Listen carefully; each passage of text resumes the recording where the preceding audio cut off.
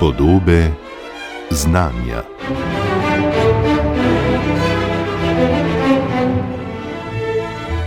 Danes živimo v dobi tako zmogljive umetne inteligence, da se nam z vso resnostjo zastavljajo povsem nova vprašanja o tem, kaj je inteligenca in ali bomo ljudje sploh lahko kos tej novi konkurenci. Konec koncev se lahko vsakodnevno prepričamo, da so rezultati sodobnih modelov umetne inteligence, naj gre za zapletena besedila, prepričljive videoposnetke ali denimo ustvarjanje glasbe, vse hitreje, vse boljši. Pri tem pa so vsi ti nam osupljivi rezultati pravzaprav plod ogromne količine računanja. A morda vse to naše današnje presenečenje niti ni na mestu.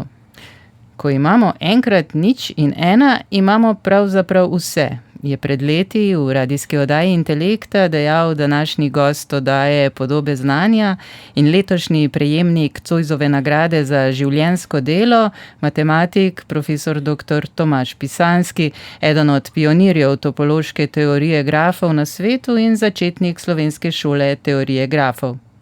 Kakšno vesolje se torej lahko skriva v ničlah in enicah, bomo preverili v naslednje pol ure.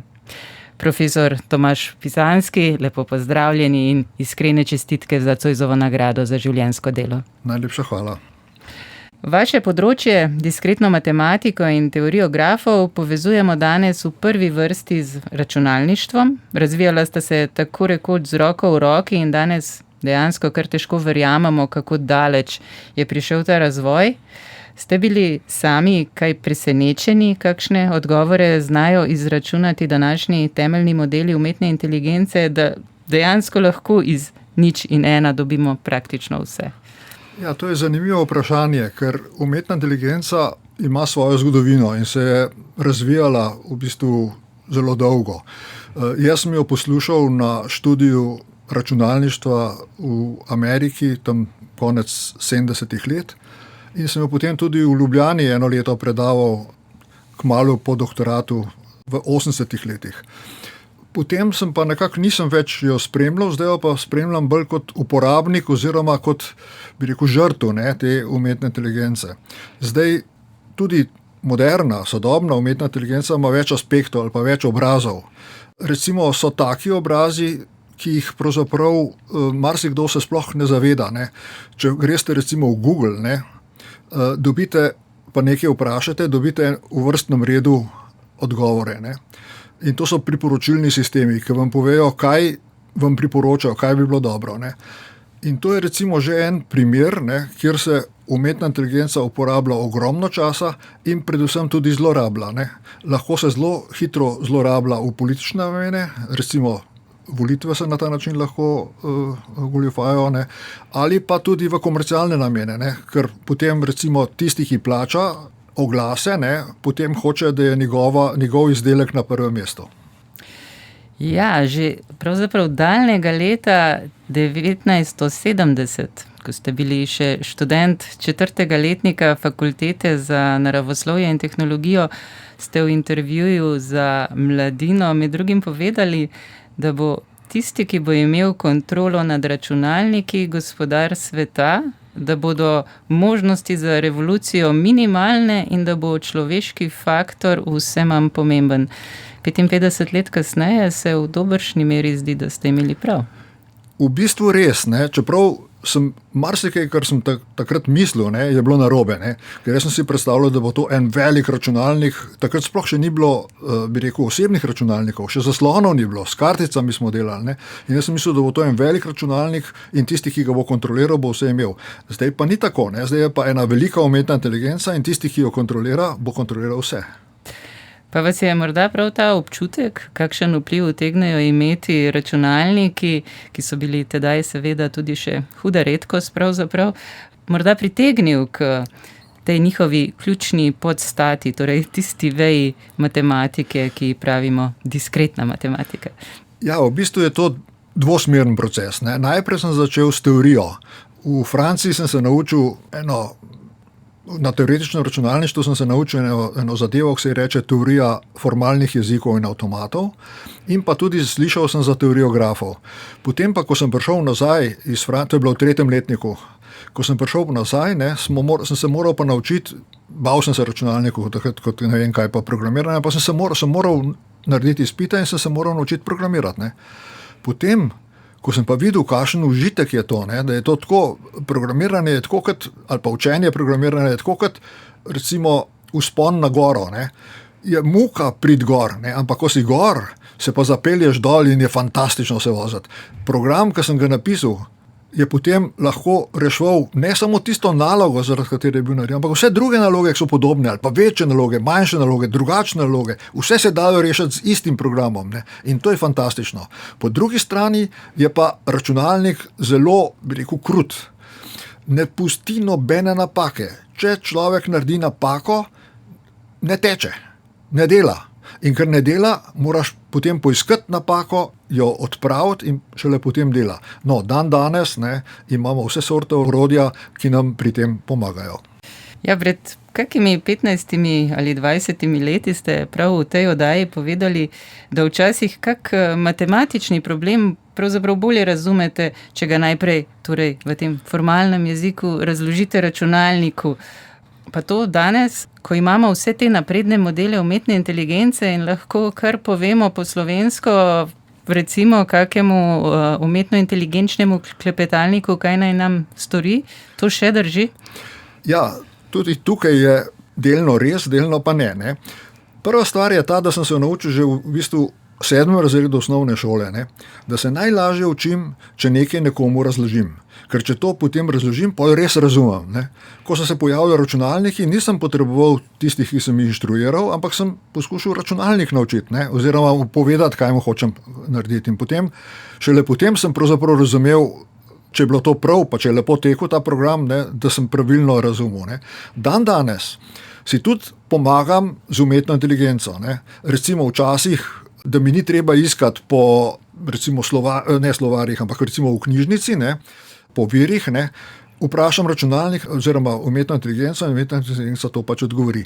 Sta pa dve težavi. Ena težava je ta, da sem opazil, da umetna inteligenca recimo v 95% odgovori pravilno, 5% je pa totalna neumnost.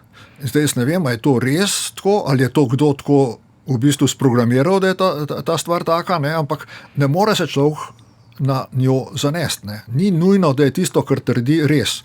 Pa še to je, da umetna inteligenca včasih tudi kar halucinira, kar govori stvari, ki nimajo z realnostjo nobene zveze.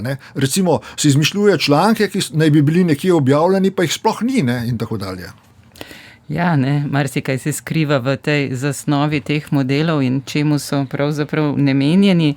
Ampak, če se vrniva zdaj nazaj, po svoje ste močno orali ledino na področju diskretne matematike pri nas, kot je zapisano tudi v temeljitvi Zoisove nagrade za življenjsko delo, ste zaslužni za postavitev in razvoj svetovno znane slovenske šole diskretne matematike. Kako pa je to od blizu izgledalo? Kako pravzaprav človek, ki naleti na neko novo, zanimivo, plodno področje v tujini, potem to prinese domov?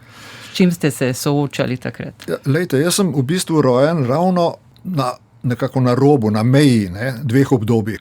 Predtem je bilo analogno obdobje. To se pravi, to je, da se vse nekako zvezno, pa počasi premika, pa ura recimo teče, torej kazalci se lepo počasi premikajo na številčnici od ure. In potem se je kar naenkrat pa pojavil, z računalniki se je pojavil pa digitalni svet. In ta digitalni svet, to so pa zdaj ure take, ki so pa samo številke, se samo številke izmenjujejo, jih sploh ni nobenih urnih kazalcev. In ta prehod se je zgodil ravno takrat, to se pravi, to so bila čudna leta, to so bila leta 68, 69, 70, vsaj za mene. In to je bil čas, recimo, študentskih nemirov, Flower Power, skratka Beatlesov in Rolling Stonesov in podobno. In se stvari popolnoma spremenili. Skupina, ki se nas je takrat zbrala, poimenovali smo se Klub mladih matematikov Largetni, v bistvu smo bili jezni mladeniči, ne, in smo hoteli prekiniti s tradicijo in smo se začeli ukvarjati z drugimi stvarmi.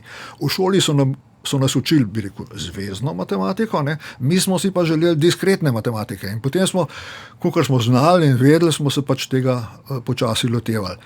Enim je šlo boljš, drugim je šlo slabš. Jaz sem v srečo, da sem ostal na fakulteti in da sem lahko kariero potem tudi v tem smislu dokončal. Zelo zanimiv pristop, da človeka jeza odpelje na polje nove paradigme v matematiki, ampak kako bi pravzaprav predstavili temelj, osnovni princip diskretne matematike, pa tudi morda njene torej navezave na teoretsko računalništvo. Konec koncev, ta veja matematike je podstat računalništva, pa vendar ne moremo vsega kar enačiti. Mogoče bi se tukaj pa še mal nazaj, oziroma še bolj v širino. Ne? Namreč omenili ste diskretno matematiko in pa teorijo grafov. Ne? Prvi problem je tem, kaj je to diskreten. In drugi problem, kaj je to graf. In težava je v tem, ne, da se marsikdo sprašuje, kaj pravzaprav ta dva pojma pomenita. Recimo, jaz sem šel pogledat v slovar slovenskega jezika, diskreten ima dva pomena. Ne. Eden je to, da je, recimo, če imate diskretno barvo, da ne izstopate, ne. Druga stvar je pa, da ste recimo človek vreden zaupanja. Ne. Recimo, lahko nekomu, ki je diskreten, mu lahko tudi neko skrivnost poveste, pa veste, da ne bo tega trovu naokrog. Ampak to ni tisti pomen, ki ga mi uporabljamo pri diskretni matematiki. V angleščini obstajata dve besede. Ena se diskret piše TE, ne, druga je pa diskret z dva E-jem pa T na koncu. Ne. In tale z diskret je tista, ki smo jo prej omenili v slovenščini. Medtem ko diskret v drugem pisanju in tudi v naslednjem pomenu je pa ta, da je pa nekaj, kar je razločljivo. To se pravi, je drugače kot vse drugo. To se pravi, bi rekel, enota. Ali pa, če gremo nazaj na Grke, ne, je atom. Ne, je nedeljivo. Ker vi imate lahko svet, ki lahko vse delite, ne, na manjškane dele, ali imate pa neke konce, ki so nedeljivi. No in diskretna matematika poučuje take zadeve, ki se jih da kamenčke, ne pa recimo zemlja. Ne. Ali pa recimo še en primer. Ne. Ko smo se v šoli učili pisati, so pisane črke, so zvezne. Ne. Medtem, ko natipkate črko, je to diskretna, ne, ker je A, B je B, pa čisto vse je velike, mehen ali kako, ampak točno veste, kaj je. Ne. Zakaj pa je diskretna matematika pravzaprav tako zelo primerna za zapisovanje informacij? Ja, lejte, to je pa druga stvar, ne. Za teorijo informacij sem tudi že zvedel, preden sem šel v Francijo, takrat še v 60-ih letih. Ne. In ravno pri informaciji je bistvo to, ne, da sta, to, kar ste že tudi omenili, ne, da sta pač zadoščala samo ničla in enica. Ne. V bistvu v diskretni matematiki ne, začnemo z ničlo in enico in lahko z njima zgradimo poljubno informacijo. Zaporedje ničl in enic so lahko recimo zlogi, bajti, ne, in v teh bajtih lahko zapišemo poljubno abecedo in potem z njo poljuben jezik. Ne. Torej, zato me je tudi ta teorija jezikov, formalnih jezikov me je privlačila, zaradi tega, ker sem videl, da se da v bistvu na ta način zapisati zelo zanimive zadeve, med drugim tudi programske jezike na ta način lahko opisujemo. Ne. In zato je potrebna diskretna matematika. Tukaj, rečemo, zvezno matematiko ne pridete zraven. Prej ste omenili tudi teorijo grafov. Ne? Ja. Tudi grafi so v bistvu pravzaprav bolj zanimivi za naš svet, ki živimo v času družbenih omrežij in pravzaprav niso tisti grafi, na katere morda marsikdo pomisli, če rečemo graf. Ja, tukaj smo tudi matematiki krivi, veste.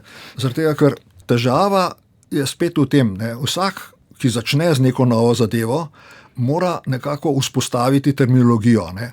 In potem poskuša vzeti nek pojem, nek matematičen pojem, ne, ga poskuša približati realnemu svetu. To se pravi, to je neka analogija ali posplošitev nekega pojma realnega sveta. Recimo, če pogledate besedo število, vsi vemo, kaj pomeni število, matematik tega ne ve. Ali je to naravno število, je to celo število, je to racionalno število, realno število, kompleksno število. Torej, šele potem, ko vi poveste, katera števila imate v mislih, potem se dva matematika lahko pa mirno pogovarjata. Z grafi je podobno. Običajno mislimo, da so grafi tisto, kar ravno včasih smo rekli temu grafikon ali diagram, to je v bistvu graf funkcije, ko funkcijo narišete v osi XY, je potem vsak dan vidite take grafe. Ampak to niso grafi, ki ne zanimajo. Ne.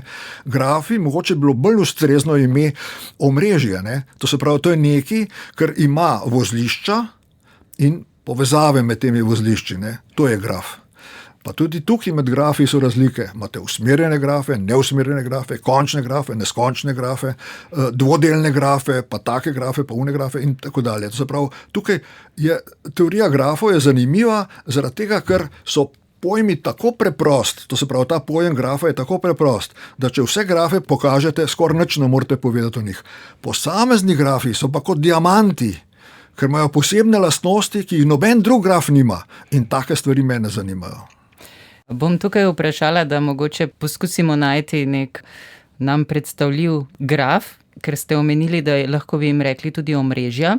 Zdaj poznamo družbena omrežja, pa se veliko ukvarjamo s tem, koliko ima kdo svojih sledilcev, kdo ima veliko odmeva. Kakšne vrste graf bi to bil? Ja, to je v bistvu usmerjeno omrežje, oziroma usmerjen graf. Ne? Ker recimo, če nekdo nekoga sledi, je puščica od tega sledilca na tistega, ki ga sledi. Ne? In to se pravi, vozlišča tega grafa so osebe, oziroma v tem primeru računi, oziroma, kako bi se temu rekel, te, ki so v omrežju nastopajo. Vplivneži? Ja, recimo vplivneži, ali pa tudi tisti sledilci. Ne? To se pravi, tudi vplivneži sledijo vplivneže, ne? Pa sledilci tudi nekateri sledilce, samo manj vplivni so, nekateri so bolj vplivni, nekateri so manj vplivni. Ne? Seveda to ni edina aplikacija teh grafov. Ne? Recimo, grafe nosimo v svojih žepih v pametnih telefonih. Ne? Ker če pogledate na pametni telefon, pa hočete iz kraja A v kraj B, imate že vgrajeno, ne, ali pa nekako pridobljeno navigacijska omrežja. Ne? Obstajajo navigacijska omrežja, ki jih lahko vprašamo, ne, kako pridem recimo iz Ljubljane v Koper, pa nam bodo povedali ne samo po kateri poti je treba iti. Zdaj pot je tukaj tako od križišča do križišča, to je neka povezava. Križišča so v bistvu vozlišča, ne, odseki so pa povezave. Ne samo kako pridemo iz nekega križišča do konca, do zadnjega križišča, ampak tudi koliko časa bomo porabili. To se pravi, vse take stvari. To so recimo najkrajše poti po grafu. Ne. To smo mi delali že pred računalniki, smo znali take stvari reševati. Ne. Predstavljam si, da se da vse ta spoznanja matematična uporabiti na 1001 področju. Zdaj za čisto vsa nimava časa, ampak morda katera zanimiva področja, profesor Tomaž Pisanski, s katerimi ste morda sodelovali s kolegi z drugih področij na različnih projektih za vtis, kaj vse se konkretnega da narediti s pomočjo diskretne matematike, teorijo grafov in tako naprej. Ja, res je. Ukvarjal sem se kar z različnimi stvarmi. Ne. Mogoče nisem bil tako zelo konsistenten, da bi samo v globino šel nekje, ampak sem šel tudi predvsej v širino. Ne. Ampak recimo omenil bi to, da je približno polovica mojih publikacij je išla v revijah, ki niso matematične. To so bodisi matematična kemija, tudi v drugih, recimo bioloških revijah namreč. In to so vse vir za naloge pa za probleme so bili ne matematiki. Sodeloval sem recimo s kemiki iz Hrvaške, iz inštituta Ruđer Bošković, iz našega kemijskega inštituta, potem tudi z Angleži, Američani na tem področju. No, na zadnje, preden sem končal svojo kariero, tole bi rekel še bolj aktivno, me je pa zelo pritegnil problem, ki ga je postavil profesor Roman Jerala, in sicer ta je pa iz sintezne biologije. To gre pa v bistvu za samo sestavo poliedrov, bi se temu rekli. To se pravi, poskušamo eno tako dolgo verigo, ki je raznih členkov sestavljena in se potem sama oblikuje v obliko nekega poliedra, ki je predpisan. In se potem vpraša, kaj je treba pri tem imeti, zato da se bo to zares zgodilo. Sodelovali pa ste tudi z arhitekti? Ja, to je pa druga stvar. To je pa pravzaprav moj začetek. Ne. Ko sem prišel iz Francije, sem se naučil pač teorije jezikov in potem sem srečal, oziroma en moj kolega, pokojni Andrej Kmet, me je predstavil svojemu prijatelju Edu Ravnikarju in njegovi ekipi, to je ta ekipa, ki je delala Ljubljanski grad, ne. Ampak takrat še niso, oziroma začeli so ga ravno delati. Ne. Obnovo, ne? Ja, obnovo gradu. Ne. No in mislim, on je pa en fantastičen, bi rekel, arhitekt z zelo abstraktnimi idejami. To se pravi, on je nekaj povedal, ne?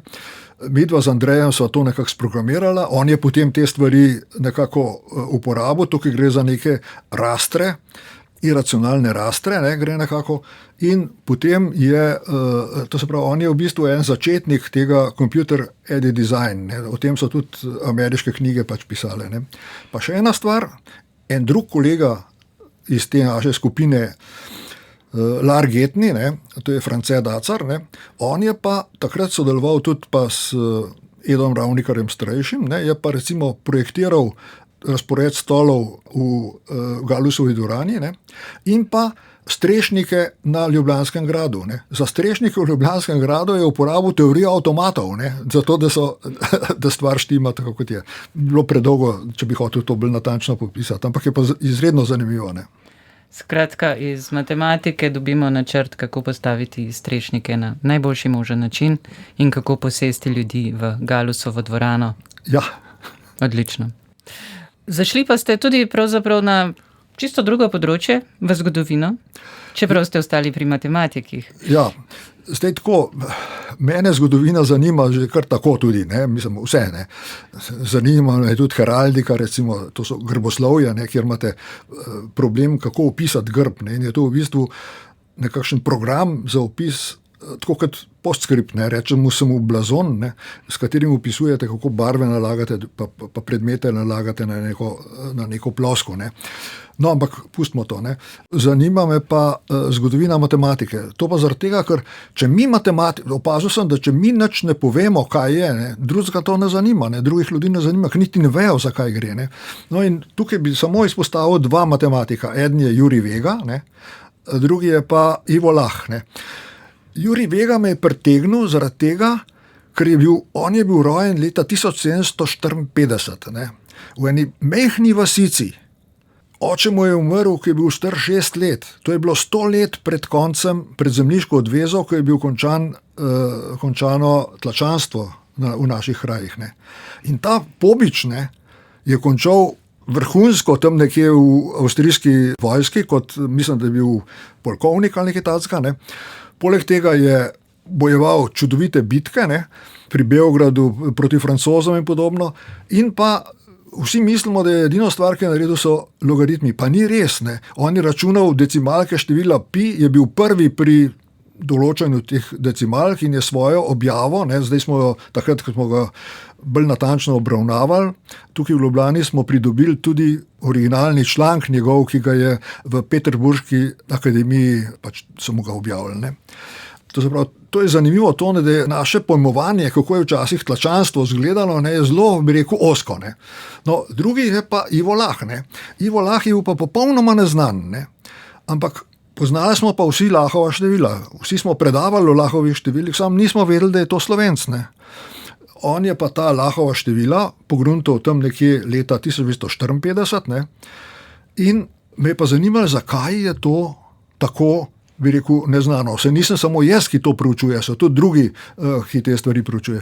On je pa recimo en tipičen primer nesrečnega človeka, ki je svoje, bi rekel, odraslo življenje preživel, začel živeti pred Prvo svetovno vojno in je končal po Drugi svetovni vojni. V Prvi svetovni vojni je bil borec na Soški fronti, potem je bil borec za severno mejo, v Drugi svetovni vojni pa ni bil, ne, nikjer pravzaprav, ampak je bil pa takoj po Drugi svetovni vojni, so mu vzeli volilno pravico in ne vem, kaj vse skupaj.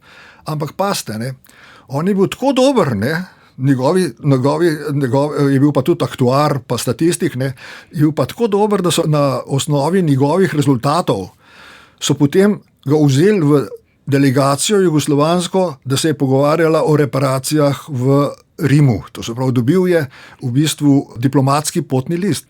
To je bilo preden je pogruntal Lahova števila. Potem, ko je pa Lahova števila pogruntal, je bilo pa tako, ne, da vsi drugi so vedeli po vsem svetu, da so, ne, on pa nekje piše tako zagrenjeno, ne, moja števila so pa protimarksistična. Ne. Mu niso sploh omogočili, da bi zacvetel. Ne. Mislim, to je tudi ena taka stvar, ki je zanimiva. Zato, kaj se tukaj dogaja. Ne. Prihodnje leto bo 130-letnica Iva Laha in bo Pošta Slovenija bo izdala znamko. Mi pa pripravljamo več aktivnosti, da obeležimo to 130-letnico. Odlično. Pa če se zdaj, profesor Tomaž Pisanski, še malo vrneva v današnji trenutek, kako danes vidite slovensko matematiko in morda širši znanstveno-raziskovalni prostor? Lejte, tudi tukaj se je zgodila velika razlika, ne? Velika sprememba. Ne? Ko sem jaz začel študirati matematiko, je bilo število matematikov, ki so se raziskovalno ukvarjali z matematiko pri nas, ne? Zelo majhno. Ne? Josip Plemelj je bil zelo strog, ne, in je zelo selekcioniral, kdo sploh lahko posluša matematiko, ne kaj kdo bo šele delal matematiko. Ne. No, tudi potem je ta vpliv, ne, bi rekel, ta strogost ostajala dolgo časa. Ne. Zdaj smo pa, nam je pa uspel kar velik preboj, ne, na več frontah. Ena je ta, da smo začeli mednarodne znanstvene časopise izdajati, to je bilo že leta 2008, bi rekel, organiziral Ars Mathematica Contemporanea, ne, potem še druge tudi časopise. Druga stvar je pa ta, recimo, zelo pomembna je bila pa, da smo v Slovenijo uspeli dobiti 8. Evropski kongres matematike. Ne. To je pa bil takrat, ne, zamišljanje je bil, da bi se začel leta 2019, pa je potem COVID prišel, smo ga morali malo premakniti. Ampak smo potem nekako hibridno ga vseeno organizirali, smo dobili najboljše svetovne matematike sem in tudi uspelo nam je, ne, da smo tudi naše matematike postavili kot vabljene predavatelje na ta kongres. Ne. To se pravi, tudi tukaj smo zelo visoko prišli. No, usporedno s tem ali pa dolg časa, ne, so pa te konference, vsake 4 leta je konferenca oziroma simpozij ali seminar za teoriografov, ki je zdaj že, ne vem, tudi recimo prva konferenca taka se je začela v Jugoslaviji, pa se je končala v Sloveniji. To je bilo na Bledu, ravno takrat, ko je izbruhnila vojna, ne? In potem sem še jaz z enim mojim kolegom sva v konvoju rešvala udeležence, da so lahko čez mejo prišli varno v Avstrijo. Ne? No, ampak to je taka konferenca, takrat, ne, mogoče je bilo 30 udeležencev, zdaj jih je pa 300, ne, ko pridejo. Ne? Danes se zdi, da gre znanosti dobro pri nas? Ja, lejte, osnovni problem, ki ga zdaj vidim, ne, je pravzaprav problem etike v znanosti, pa predvsem pa tudi v matematiki. Ne.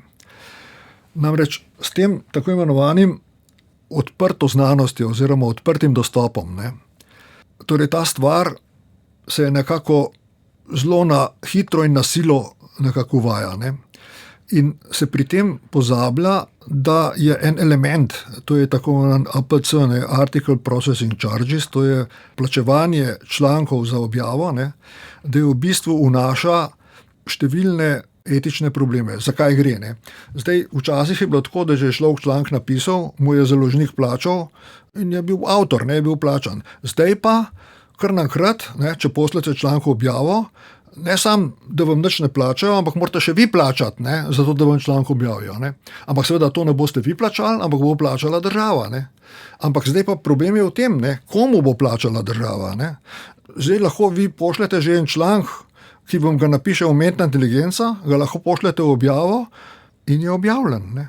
Ne da bi vi kaj pri tem delali. Ne. In lahko to čitam brezvezni članek. Ne. In država lahko, da ga bo tudi plačala, ne? Ali pa recimo univerza ali pa inštitut in tako dalje. In tukaj se pojavil en kup enih problemov. Zakaj? Zato, ker plačala ga bo, če je eden od avtorjev tam zaposlen. Ampak kaj pa, če imate ni nekega mladega, nadobudnega matematika, kjer ni nikjer ne zaposlen? Ne? Kako naj on objavi članek? Ne?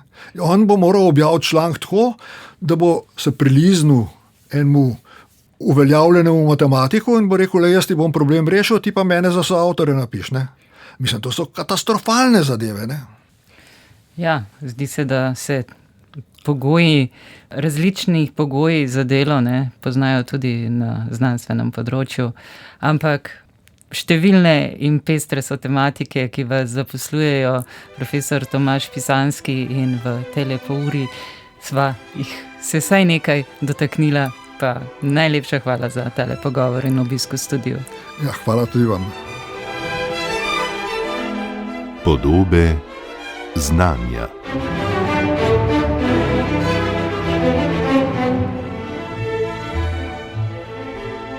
Z letošnjim Zoisovim nagrajencem za življenjsko delo, profesorjem dr. Tomažem Pisanskim, sem se pogovarjala Nina Slaček. Podobam znanja lahko prisluhnete tudi na spletni strani programa Ars ali jih poiščete med podcasti.